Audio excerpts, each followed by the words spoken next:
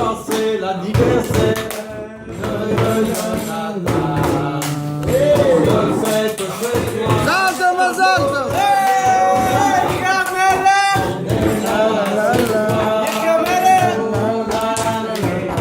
Vive le roi! Le roi!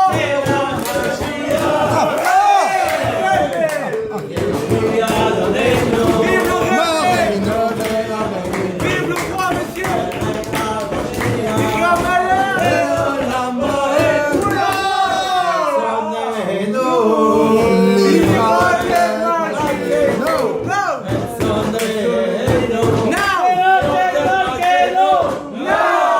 המלך המשיח!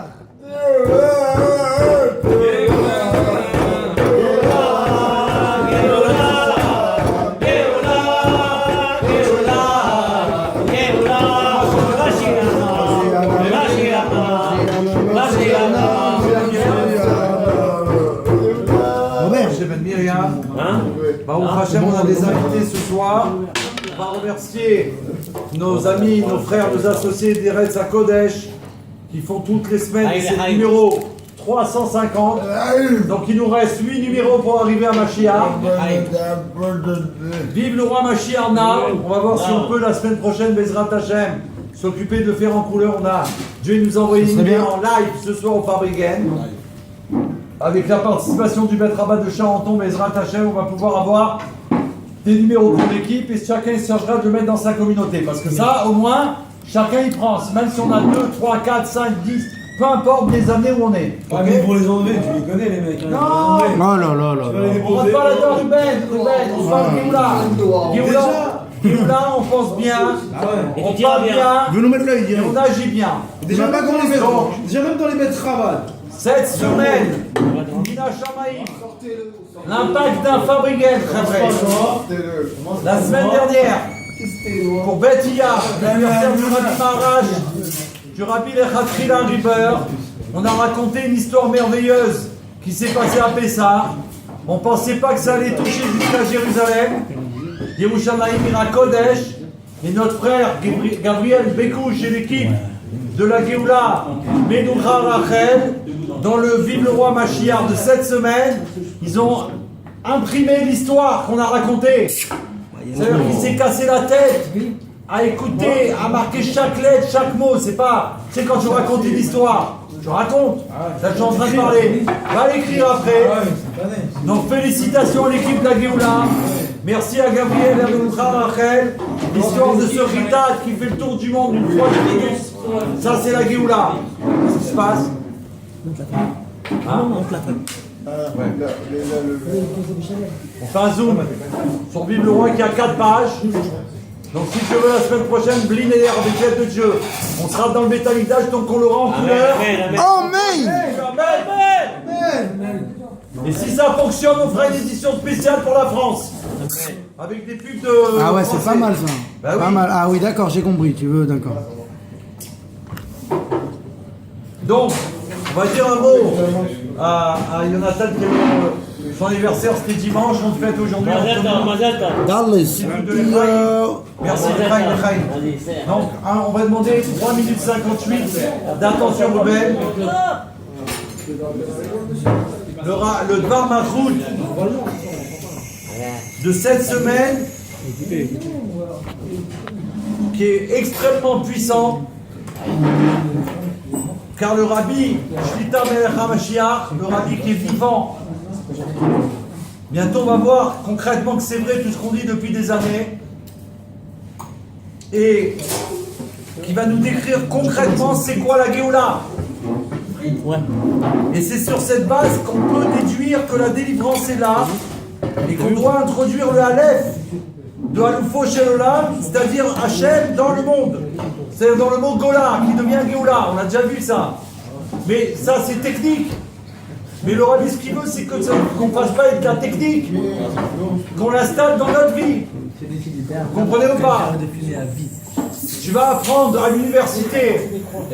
On va pas, le Rabbi l'a dit. Tu vas à l'école. Tu vas à l'Yeshiva. J'arrête de fumer. J'arrête. J'arrête la cigarette. Tu vas à l'Yeshiva. Tu apprends Techniquement, on te donne une technique pour apprendre. Aleph, Bet, Gimel, Dalet. L'Aleph, Bet, comme la Torah le demande. Comme le Rabbi demande, par exemple, on apprend la Aleph, Bet à un enfant. Comment on apprend la Aleph, Bet dans le Tanya Kadisha. On prend un Tanya. Et là, on lui trouve un Aleph et on lui dit qu'est-ce que l'enfant lui dit, reconnaît cette lettre. Et le petit dit Aleph. Mais il a appris dans le Tanya Kadisha. Alors, il dévoile que le Aleph, on doit l'apprendre à un enfant en disant que Aleph, il y a 2 Yud et il y a un Vav au milieu. Le Yud d'en haut, c'est le Yud qui est lié à Dieu. Le Yud d'en bas, c'est les Bnei Israël. Et le Vav, c'est ce qui est intermédiaire. Quand tu apprends un Aleph comme ça, un enfant, il va le retenir. C'est pas simplement un Aleph. Je vais raconter une histoire qui s'est passée hier, au cours des princesses de la Géoula. Que là, on a pris depuis la semaine dernière. On le fuit depuis des années, mais là, cette année, la semaine dernière, on a pris sur nous de faire Mashiach et Géoula. Ah. Un dévoilement, quoi. Un dévoilement total, Tiferet, comme le Rabbi l'a dit la semaine dernière dans le Dvar Malchut. Le sujet de Tiferet, c'est-à-dire la splendeur. La splendeur, c'est quoi? C'est l'étude de la Torah sur Mashiach et Géoula. J'ai pris sur moi une chose incroyable, grâce à une princesse de la Géoula qui s'appelle Odel, qui a demandé de partager, Odel. oui, comme le nom de la fille du Baal Shem Tov Akadosh. Et une nièce qui s'appelle comme ça. Et elle s'est branchée Géoula. C'est bon. Et elle m'a demandé que ceux qui veulent, ils peuvent faire tous les jours, ou quand ils veulent, quand ils peuvent, à 5 heures, de 5h à 5h15, mais pas avant, pas après, les 15 Teilim de Shir HaMa'alot du jour 27. Yom 27, c'est Shir HaMa'alot. Il y en a 15. Qui correspondent, C'est qui a dit ça? comme on le sait quand on lit le Teilim, ils correspondent, ces 15 Teilim aux 15 années où Abraham, Yitzhak et Yaakov, ils ont vécu ensemble dans le monde. Vous imaginez, Abraham, il a eu un fils, Yitzhak. Yitzhak, il a eu un fils, Yaakov, il a eu aussi ça, et on parle de ceux qui ont lié à Géoula, Abraham, Yitzhak, 3 patriarches. Ces 3 patriarches, pendant 15 ans, ils étaient dans le monde ensemble. Ces 15 Teilim de Shir HaMa'alot représentent ces 15 années. Ça veut dire quand on les lit, on est branché avec nos pères. Ça veut dire qu'ils viennent nous aider dans notre avoda pour la Géoula. On fait ces Teilim avec la Kavana, qu'on les fait et qu'on les lit pour déclencher la venue de Mashiach, la révélation de Mashiach. Entre 5h et 5h15. J'étais sur le périph', écoutez bien, avec le scooter de la Géoula.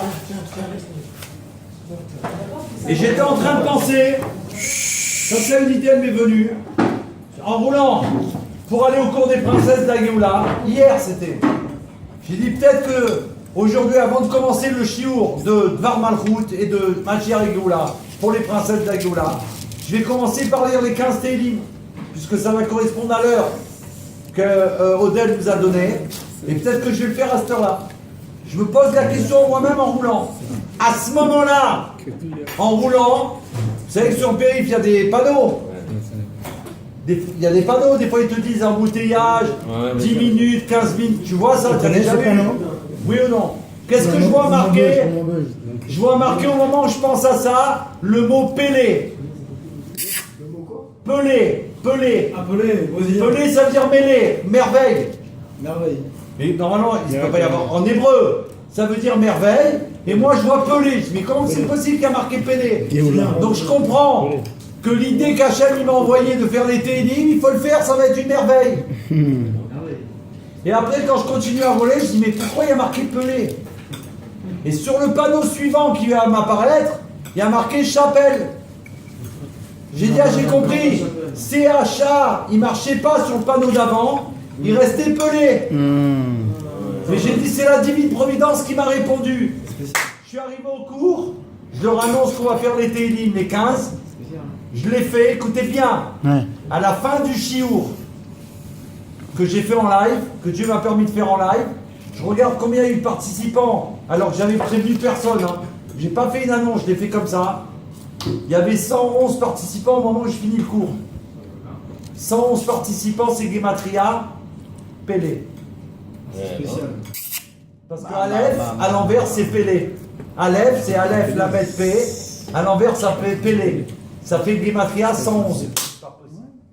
Et après, quand je suis rentré, ça a dépassé les 111. Mais quand on a fait le cours, c'était Pélé. C'est-à-dire que c'était une merveille, comme le Rabbi l'a dit. Vous comprenez ou pas? Dieu, il se dévoile. À travers un panneau, il se révoile à travers ce qu'il veut, Dieu, il se dévoile. Le monde, c'est Dieu. C'est pour ça que le Rabbi nous dit, ouvrez les yeux. Ouvre les yeux. Arrête de faire le... Observe. Non, vraiment, c'est lourd. Cap. Alors, il y a quelqu'un qui m'a dit, je vais regarder toutes les plaques. C'est pas ça. Après, tu rentres dans un mur, Chas Shalom. C'est quoi la divine providence? C'est que ça t'arrive comme ça et c'est devant toi. Et tu vois.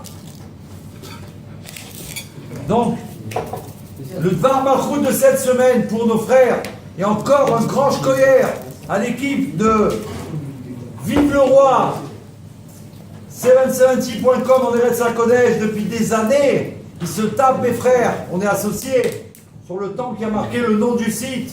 Je roule depuis Yudalef Nissan avec leur site parce qu'on est associés. Ils mettent nos vidéos tout le temps depuis toujours. Ils se tapent pour les francophones d'Eretz HaKodesh pour diffuser le message de Mashiach de la Géoula. Donc on leur dit merci, on leur dit que Dieu leur donne toute la bracha matérielle et spirituelle qu'ils ont besoin. Amen. Non, pour déclencher que tout Israël, il soit inondé de Vive le Roi et du site. Des millions de gens. Merci beaucoup. Donc le Dvar Malchut, Echaim. Chaim velivrochu. Au début, est-ce que ça c'est bon là-bas? On est en live. On est en live. Pour la Géoula seulement. C'est pour la Géoula, donc Non, parce c'est que dans sinon le- on arrête. Donc, au début de la paracha Acharé, on va lire ce Shabbat dans le Dvar Malchut de l'année Tafshinun Aleph 1991. C'est décrit le service du Kohen Gadol, le grand prêtre, le frère de Moshe Rabbeinu, le premier Kohen Gadol, dans le Kodesh HaKodashim, dans le Saint des Saints. Le Saint, et ainsi viendra Aaron dans le Kodesh. J'ai oublié de dire, pour ceux qui sont en live ou qui vont entendre la vidéo, que ceux qui veulent faire des Shir Amalot, c'est à 5h heure de Paris, entre 5h et 5h15. Je répète, c'est avec la Kavana. Je fais ces Teilim pour le déclenchement de la Géoula Mishiva Shlema. Heure Et israélienne, qu'entre chaque Teilim, il y en a 15, je fais le premier, je dis Yehi. Ah bah oui. Et je peux le dire dans n'importe quelle langue. Je peux le dire en chinois, en arabe, ce que tu veux. Si tu connais Yehi dans une langue, tu le dis. Mais fais-le. Cette semaine, hier, je l'ai fait en arabe et en japonais. Et si vous voulez, je vous le ferai. Vas-y. Vous voulez? Vas-y. Ah ouais, mais je peux pas là, il est pas là. Attends. Ah si. Il a Shamaïm. Merveille. Oh là là. Merveille. Merveille de la Géoula en live. Non, il n'y a pas pour moi. Il n'y a pas. Il n'y a pas pour nous, c'est pour la Il y a Géoula. pas. C'est en live, vous prenez, il y a des outils, vous faites ce que vous voulez avec. Vous êtes prêts? Les Chassidim proclament au Rabbi. Vive notre maître, le Rabbi, roi Mashiach pour l'éternité, ça c'est en français. Ouais. Yehi Adonai Nourinu Rabbeinu Melech HaMashiach Le'olam Va'ed. C'est en hébreu. En arabe, comme ça il faut l'apprendre par cœur. Pas mal, Quand on rencontre un Robert, arabe, vas-y Robert. que dehors il ne sait pas ce qu'il veut avec nous, on va lui dire. Vous êtes prêts? Vas-y David. On y va. On répète tous ensemble. Yaish. Sayaduna. Uma Alimuna. Darbana. Al-Malik. Al-Mashiach. La'alam. Ulabad. Et pour les Japonais. Les Arabes ils disent pas Mashiach, ils disent Mashiach. Mashiach. Ah, alors on a un dévoilement là. Pardon, Mashiach. Al-Mashiach. Al-Mashiach. La'alam Ulabad. En japonais. Ouais. Il y a où en japonais? Vous êtes prêts? On y va. Banzai. Masta. Vareno. Sensei. Vareno. Kiu. Yo. Sechou. Hey, Heidi.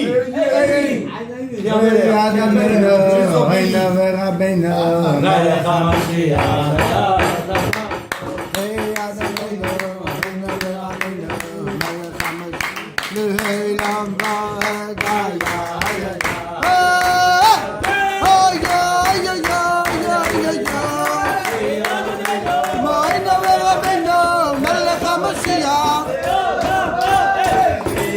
on continue de voir maintenant. C'est une première mondiale ce qu'on a fait là. Ouais, bah oui, hein. C'est pas donc tous ceux qui connaissent le yéhi dans une langue, on demande s'il vous plaît, avec gentillesse et amour, veuillez-vous s'il vous plaît nous l'envoyer écrit sur le site de Vive le Roi 770.com pour Gabriel Bécouche qui va nous transmettre. C'est important qu'on sache dire yéhi dans les 70 langues. Faut qu'il le note dans le Vive le Roi. Hein. On fait une demande à Gabriel Bécouche. On demande Qui Gabriel note dans le Vive le Roi, il écrit en toutes les langues. Ça, si on rencontre un japonais, on sait quoi lui dire. On va pas lui dire comment ça. Non, parce qu'il y a souvent des touristes en Eretz Hakodesh, donc on a besoin de le savoir en toutes les langues. Ok. Donc il s'agit, maintenant on revient, on parle Malchut. On parle de la Avoda du Kohen Gadol à Aaron à Kohen. Dans le Kodesh HaKodeshim, l'endroit le plus saint du monde. Et ça, le Rabbi dit que c'est un exemple de ce qui va se passer lors de la délivrance. Le Kohen Gadol dans le Kodesh HaKodashim, qui est l'endroit le plus sacré au monde. Vous comprenez ce qu'on possède? Nous, on a la terre d'Israël, qui est la terre la plus sainte, la terre sainte. Et dans la terre sainte, il y a un endroit le plus saint du monde, Yerushalayim. C'est là où la mosquée Al-Aqsa elle est posée. Et à Yerushalayim, il y a un endroit qui est le plus saint du monde, le Kodesh Kodashim, le saint du saint. J'ai été dedans. C'est l'endroit le plus sacré au monde. J'avais 14 ans. C'est l'endroit dans lequel la divinité brille de manière dévoilée, sans cache, sans voile, sans rideau, sans rien.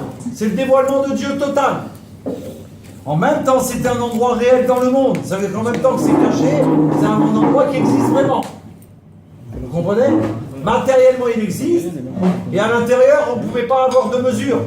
Donc vous pouvez dire, attends, ça existe ou ça n'existe pas? Et le Kohen Gadol, il rentrait dedans vivant, ça veut dire avec une âme, dans un corps. Pas comme ses enfants, ses fils, deux de ses enfants, que leur âme elle est partie, ils sont morts. Parce qu'ils ont voulu se connecter à la divinité, mais sans vouloir revenir. Que ça, c'est pas le but des enfants d'Israël. Nous, on demande la Géoula Mitzvah Shlema, mais on reste dans notre corps. Notre âme, elle reste avec nous dans notre corps et on est vivant. Alors si déjà pour nous, qu'on nous demande d'être dans un corps et au Kohen Gadol, on s'imagine que le Rabbi Melech HaMashiach, c'est évident qu'il est dans son corps vivant. Et pour l'éternité. Et ça on le sait, c'est pas marqué dans le Dvar Malchut, mais le Rabbi l'a déjà expliqué ailleurs. Que le Mashiach, c'est un être éternel. Donc puisqu'il est un être éternel, le contraire de la vie, ça ne peut pas exister sur lui. Fermez la parenthèse. Donc de quoi on parle? Si tu me dis il est éternel, de quoi tu me parles si tu me dis il est mort? Quel rapport? Quel rapport? Donc on revient au Dvar Malchut, le royaume des Kohanim Gdolim, les grands on parle, les grands Kohanim, tous les enfants d'Israël, ils sont appelés un royaume de Kohanim, de prêtres. Chaque juif, il a un Kohen futur, un prêtre. On va être un prêtre pour les nations du monde. Ça a commencé déjà que des non-juifs ils viennent nous demander une bénédiction. Plusieurs bénédictions, ils nous demandent de les bénir. Ils savent que nous, on apporte la bénédiction de Dieu sur terre. Des grands prêtres et de manière dévoilée. Qu'on est non seulement des prêtres, mais des grands prêtres aussi. Puisque chaque juif, il va être très très grand au moment de la Géoula Mitzvah Shlema. C'est à ça aussi que le Rabbi demande de se préparer. Quand on demande de se préparer à la vie de Mashiach, c'est se préparer qu'on va changer d'attitude. Qu'on va changer de statut, vrai. Les ciels ont changé. Et chaque juif, il possède donc grâce à cela, en tant qu'âme dans un corps, un rapport avec le niveau du Saint des Saints, du Kodesh HaKodashim. C'est-à-dire que chaque juif, il possède un lien avec la perfection de la sainteté. N'importe quel juif qu'on rencontre. Et comme le tranche le Rambam, Maïmonide, célèbre dans le monde, que lui, il a dévoilé, en plus de tout ce qu'il a dévoilé, tous les sujets qui concernent Mashiach, et qu'il est possède halakha sur Mashiach, que de lui on sait comment reconnaître le roi Mashiach. Et c'est grâce au Rambam qui a sorti de la Torah les signes de la reconnaissance du Mashiach qu'on a pu désigner le roi Mashiach avec le Psak Din qui a été fait. Et comme le Rambam y tranche, il n'y a pas que la tribu de Lévi, mais aussi tout homme qui lui consacre son esprit. Celui-là arrive au niveau de la sainteté, parce qu'à l'époque, rappelez-vous, quand on était esclaves en Égypte, il n'y a que les Lévi'im qui s'occupaient des Juifs. Les Lévi'im, ils ont dit à Pharaon, nous on ne peut pas être esclaves, nous on ne peut pas travailler pour toi, Pharaon. Les Lévi'im, ils ont dit ça. Pharaon, il a dit d'accord, si vous vous occupez de vos frères, et vous avez donc toute la journée, vous êtes occupés toute la nuit, j'accepte, vous ne serez pas esclaves. Donc ils ont été serviteurs de Dieu même en Égypte. Pendant 210 ans, ils n'ont pas été esclaves de Pharaon. Ils ont été serviteurs d'Hachem. Le roi Mashiach, il dit pour notre génération, il n'y a pas que les Lévi'im qui s'occupent de ça. C'est tous les enfants d'Israël. C'est tout le monde. Chaque juif, maintenant, il est comme un Lévi. Et on va devenir un Kohen pour la Géoula. Et comme c'est rapporté dans le Midrash, à chaque moment il voudra entrer, il entrera.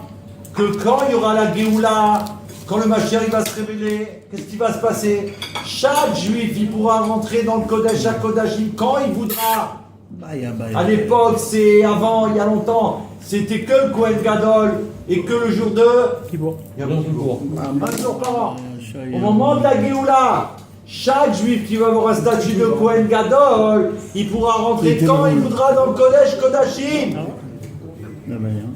On peut donner un exemple qu'aujourd'hui on ne se rend pas compte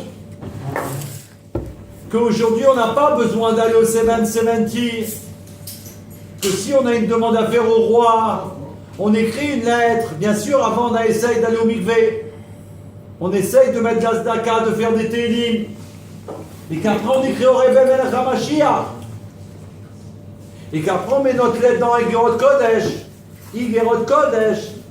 Kodesh Kodashim, Kodesh Kodashim, c'est le Rebbe. Et il nous répond. Donc on voit bien qu'à n'importe quel moment, je peux rentrer dans le Kodesh Kodashim, puisque c'est le Rebbe. Quel cadeau. C'est déjà maintenant. Ça veut dire qu'on est déjà dans le Inyan de la Géoula B'Tzivah Shlema. Vous comprenez ou pas? Puisqu'aujourd'hui je peux avoir accès au roi à n'importe quel moment. Avant il fallait y aller, avant il fallait prendre rendez-vous. Et des fois c'est on de donner rendez-vous 2-3 mois après.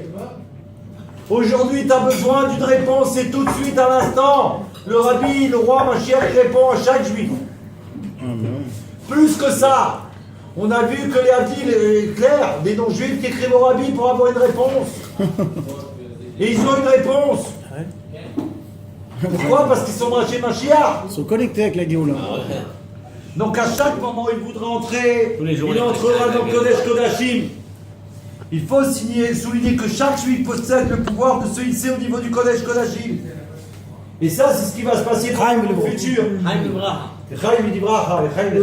Chernao. Un malheur.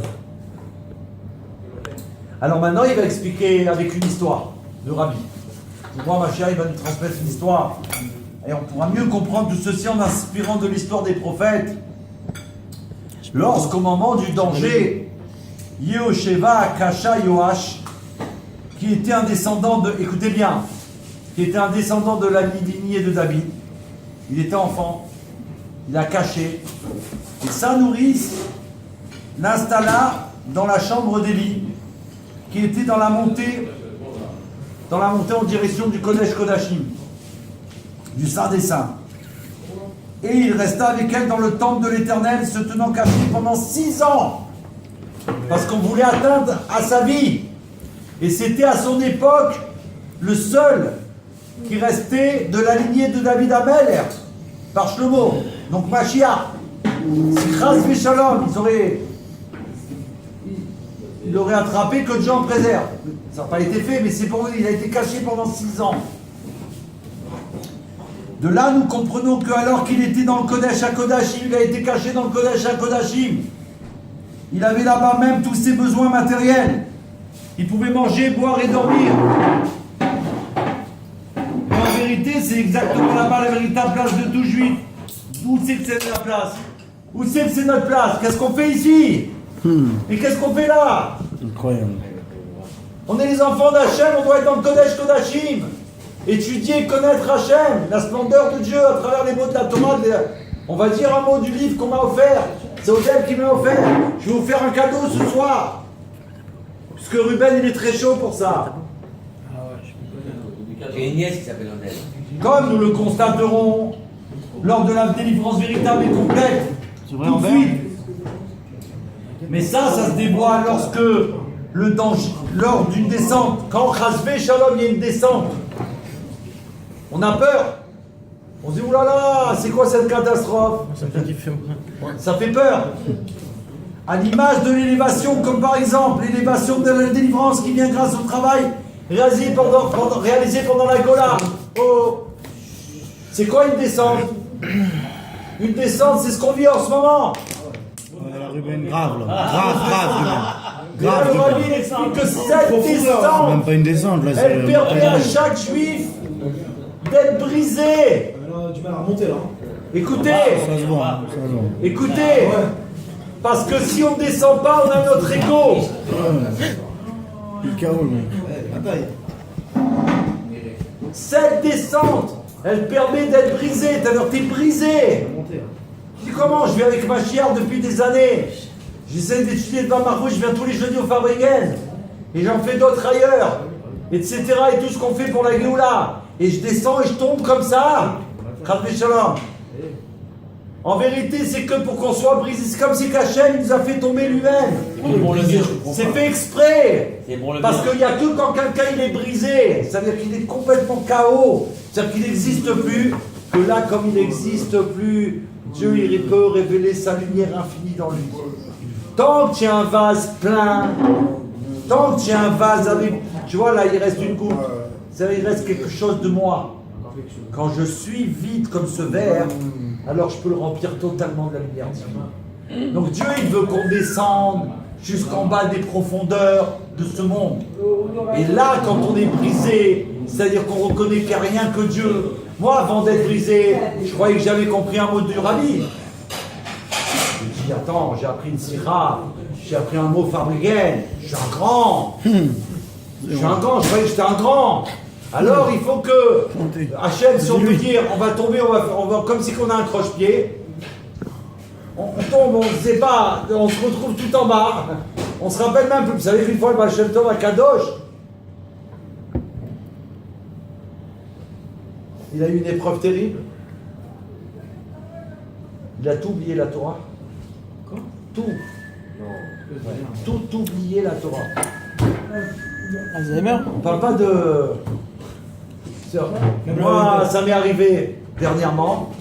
Je me rappelais plus. D'un mot de la Géoula, je me rappelais plus. Heureusement que je me suis rappelé de l'histoire du Baal Shem Tov. Dieu m'a fait ce cadeau que je me suis rappelé. Pas que je me suis rappelé à mes revenus.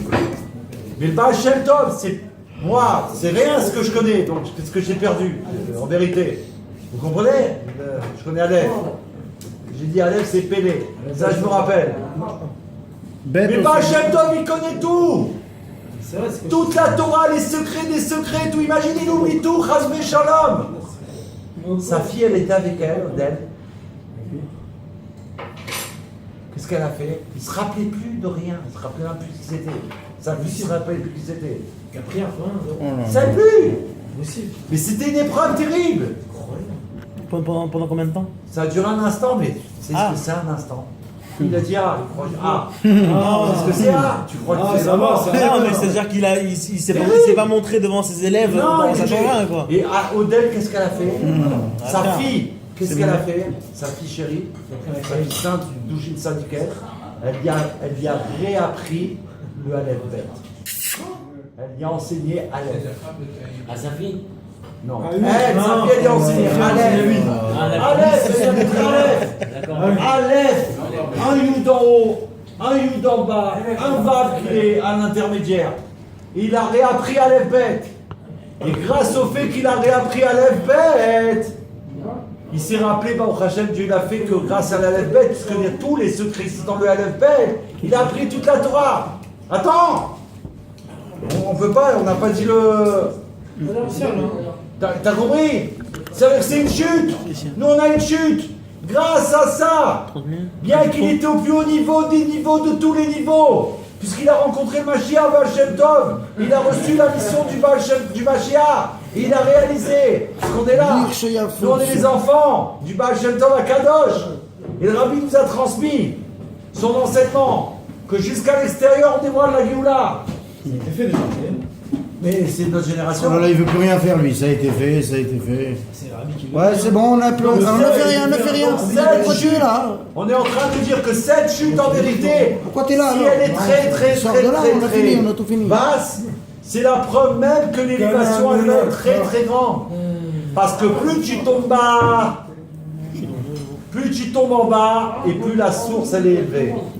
Donc c'est une bénédiction. Si on n'a pas la chassidoute, en général et Chabad en particulier, on ne sait pas ça, on peut finir notre vie. On peut devenir est fou. KO. Alors que là, le Rabbi nous dit, mais non, quoi, t'es tombé si bas, tellement bas, il n'y a pas plus bas, que l'élévation, elle va être la plus grande. Waouh, quel cadeau, mes frères. C'est ça notre génération. Le Rabbi dit, on pas on est bas, on est le talon du talon, il n'y a pas plus bas. Il y a le talon, il n'y a pas plus bas. D'une personne, il a un talon. Le Rabbi dit, il y a le talon du talon. Et c'est nous. Donc, puisqu'on est le plus bas, on révèle le plus haut, Mashiach. Et donc, on peut tirer un enseignement sur le travail des enfants d'Israël pour amener la Géoula.